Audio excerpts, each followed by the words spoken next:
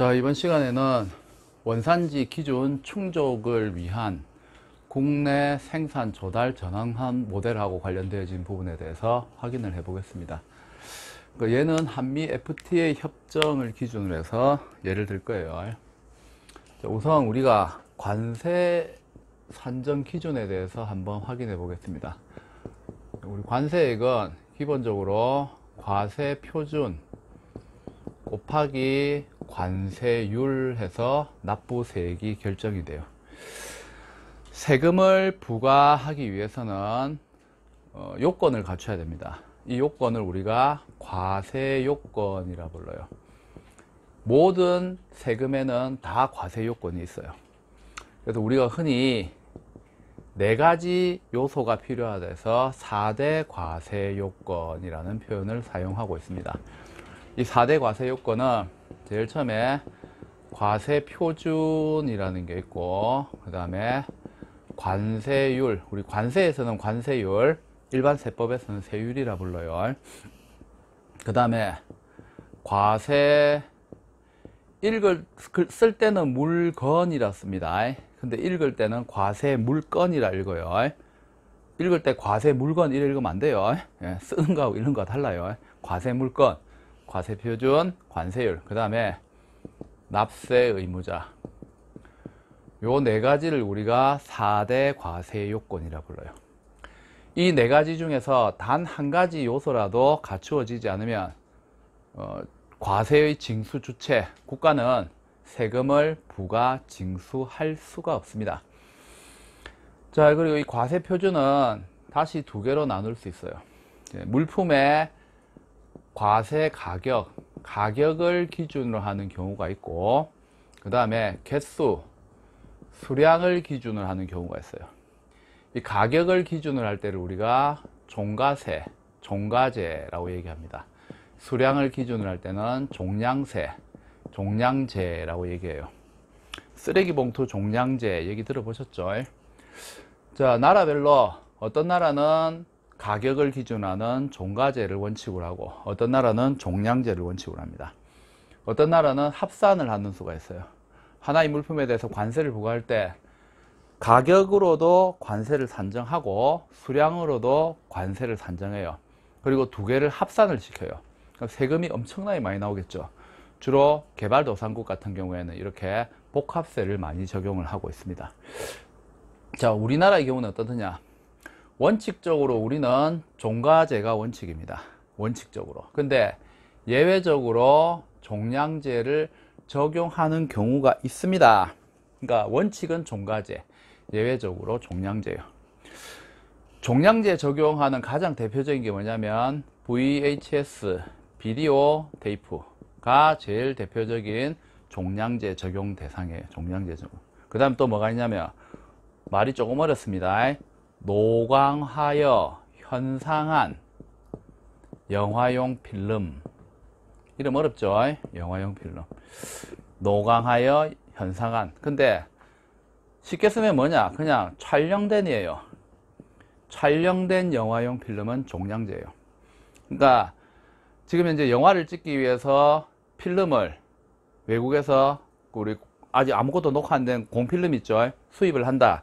당연히 종가제입니다. 근데 촬영됐다라고 하는 것은 영화를 촬영했다는 거예요. 곧 극장에서 상영할 거라는 거죠. 이는 이제 극장에서 극장에서 상영한다는 것은 영화를 사온다는 거죠. 극장에서 걸 거예요. 이런 영화에 대해서는 우리가 이제 극장에서 보는 영화도 수입이죠. 수입 영화, 우리나라 영화 말고 수입 영화 같은 경우에는 기본적으로 종량제를 원칙으로 합니다. 종량제를. 당연한 거예요. 근데 이런 경우가 있었어요. 요즘은 보통 헐리우드 영화들이 시간이 굉장히 길지요. 뭐 어벤져스 뭐 이런 특정 영화 보면은 뭐 3시간 막 이렇게 하잖아요.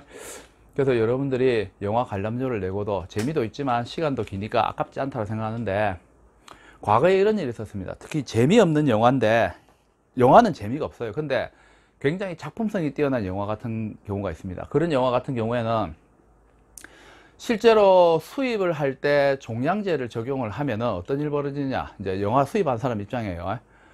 어차피 박스 오피스는 별로 높지 않아요. 그리고 일주일도 안 돼서 영화를 내리는 경우가 있습니다.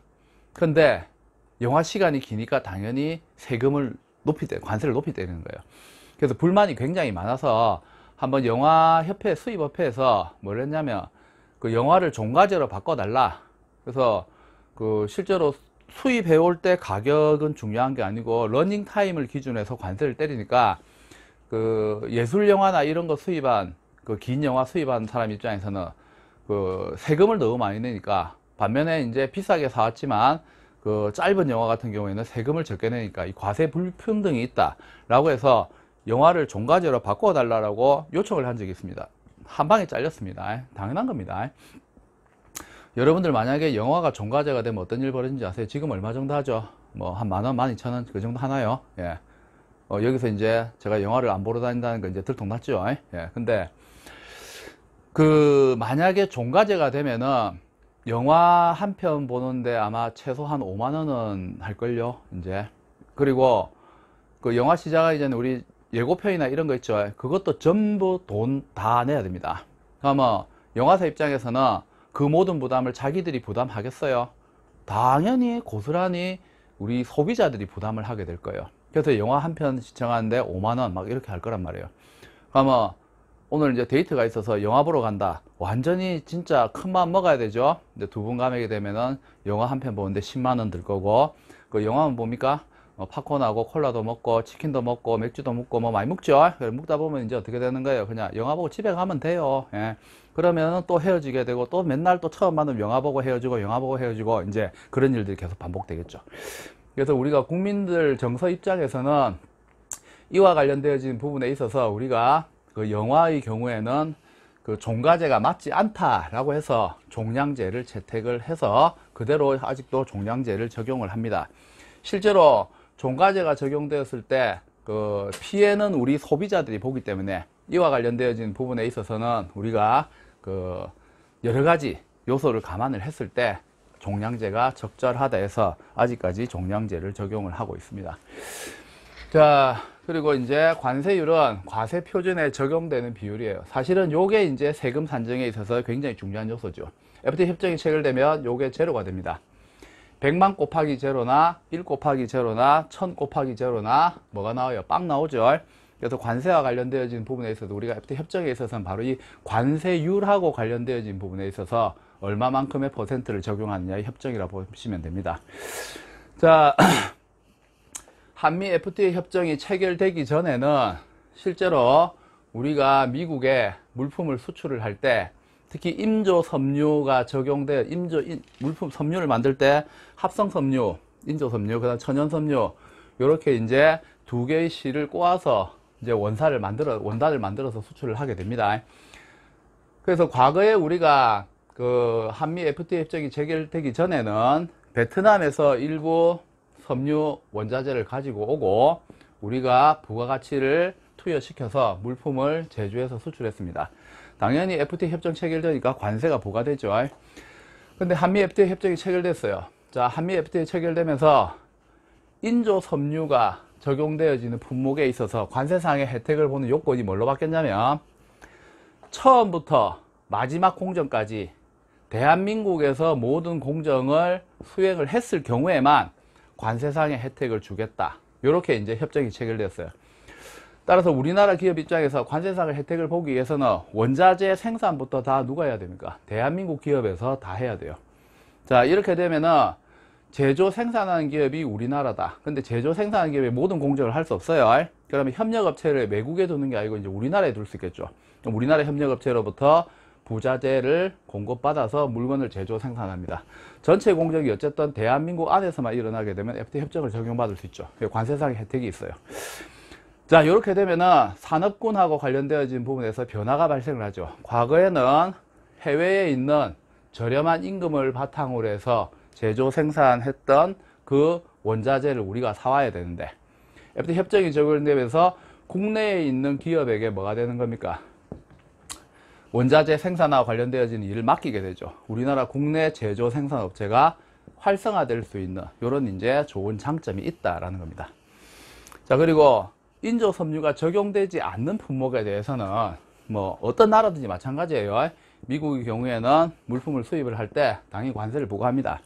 근데 우리나라하고 FTA 협정이 체결됐어요. 그러면 미국 입장에서는 기존에 베트남에서 물건을 수입을 하더라도 인조섬유 미적용 품목 같은 경우에는 최종 마지막 제조 생산과 관련되어진 부분에 있어서 부가가치 기준을 적용을 해서 이 부가가치 기준하고 관련되는 데 있어서 문제가 없으면 협정 대상 국가로부터 물품을 수입할 때 관세상의 제로의 혜택을 부여받을 수 있도록 이렇게 협정이 체결되어 있습니다. 따라서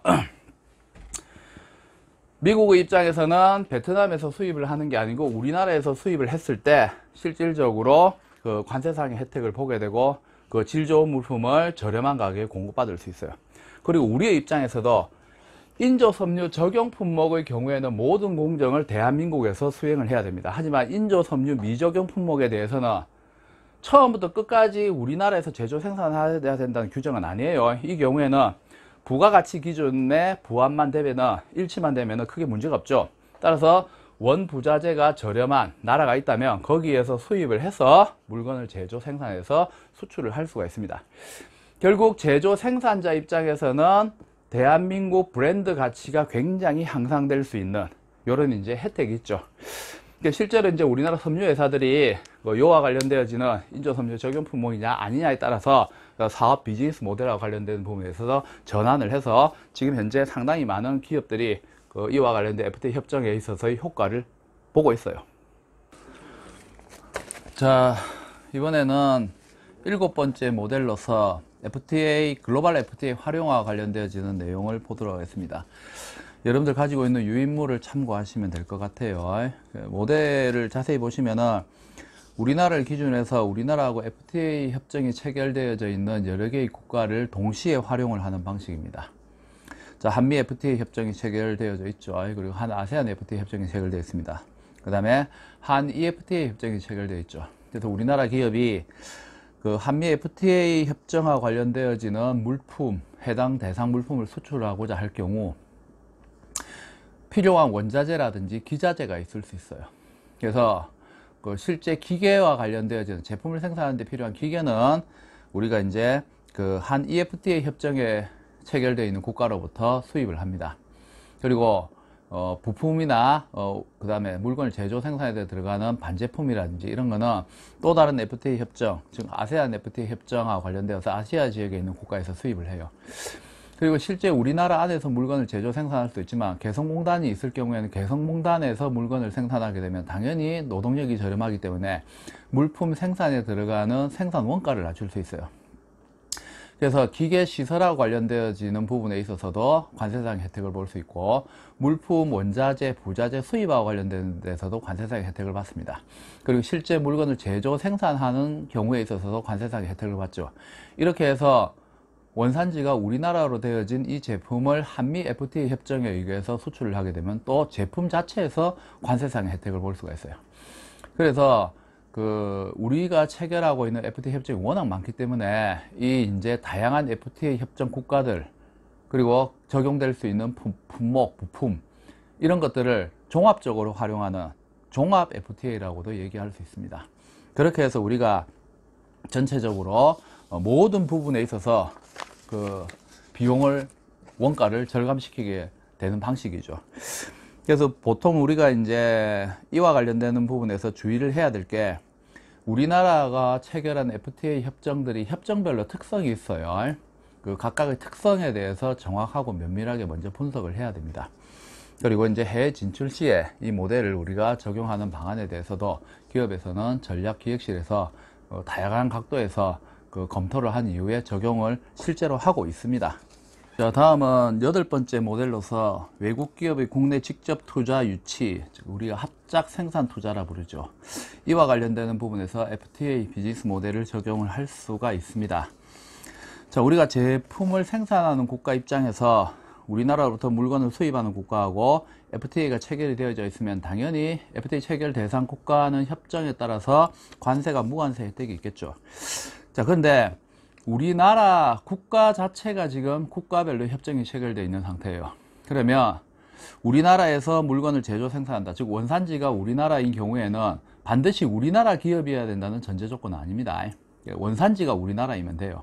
그러면 예를 들어서 유럽하고 중국이 FTA 협정이 체결되지 않는 상태이다 라고 했을 경우에 중국에 있는 기업이 우리나라에 직접 투자를 합니다. 그리고 제조 생산 라인을 갖추죠. 그래서 물건을 제조 생산하게 되면 메이드 인 코리아가 되죠.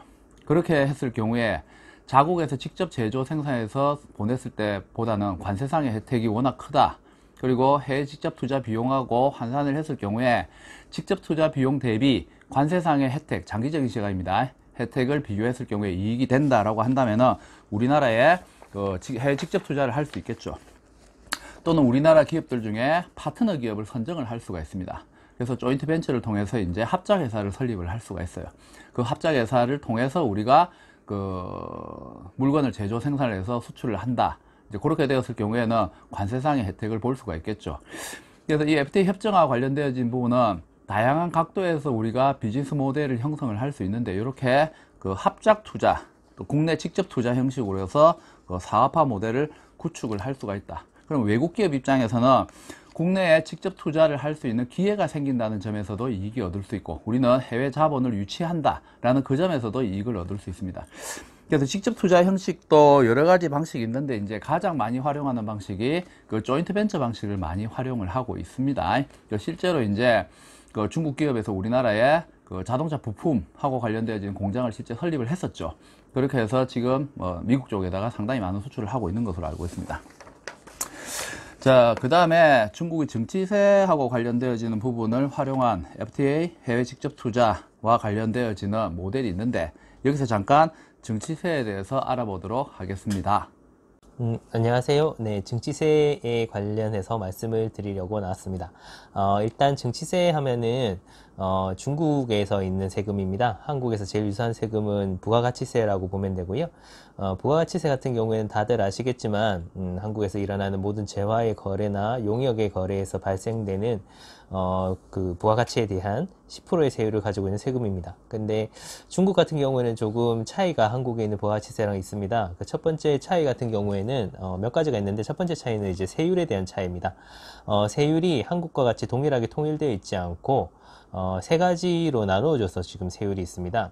이거는 예전에 저희가 이제 각 업태별로 저희가 징수했던 세금이 달랐던 그런 영향이 좀 있고요.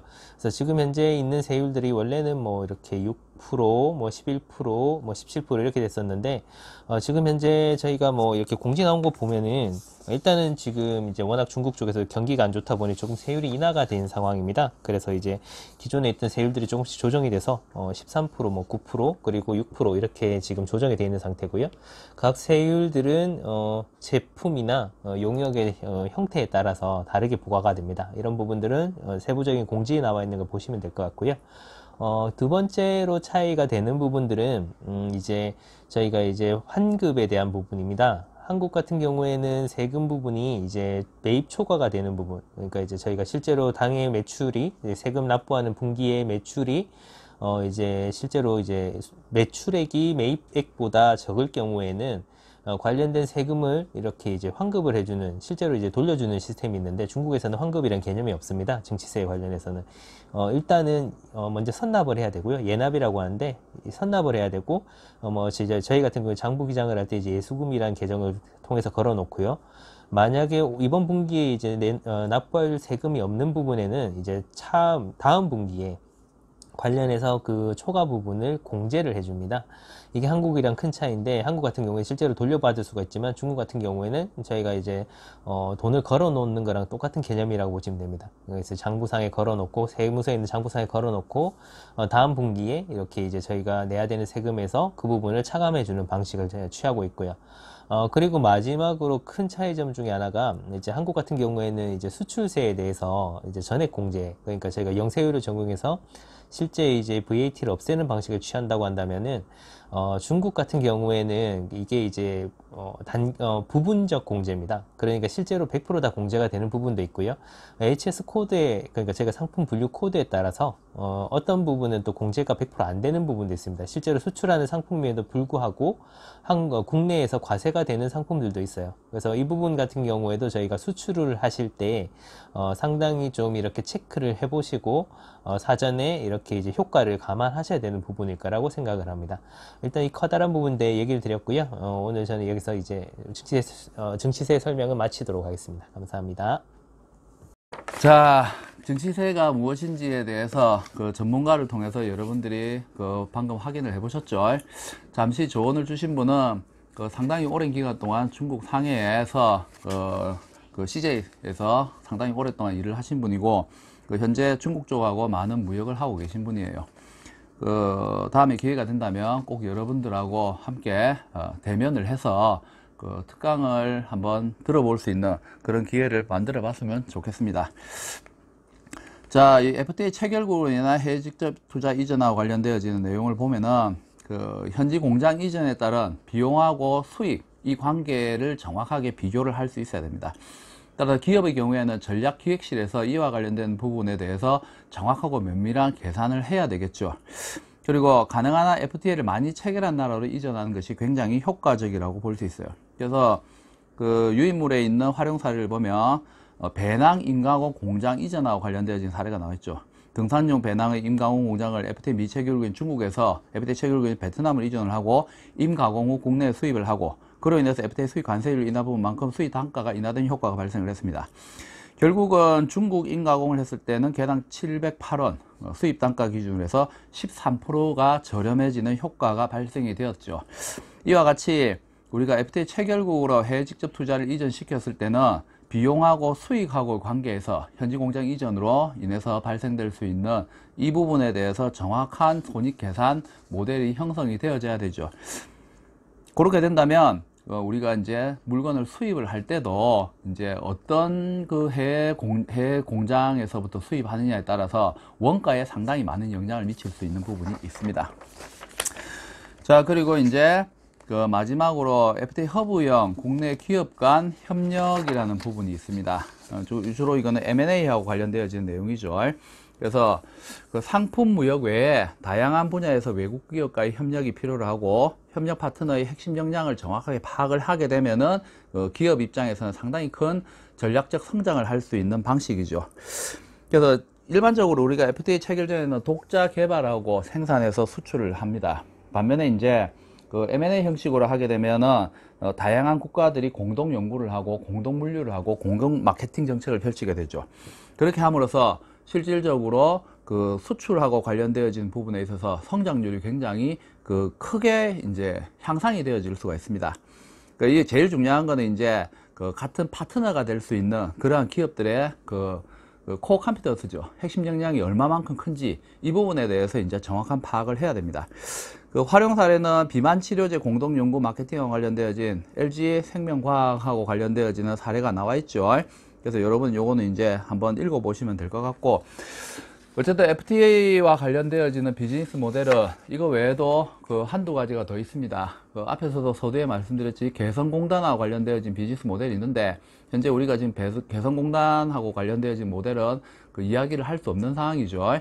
개성공단하고 이제 북한하고 우리하고 지금 현재 교류가 되고 있지 않는 상황이기 때문에 이 모델에 대해서는 제가 지금 설명을 드릴 수 없는 상황인 게 조금 안타깝습니다.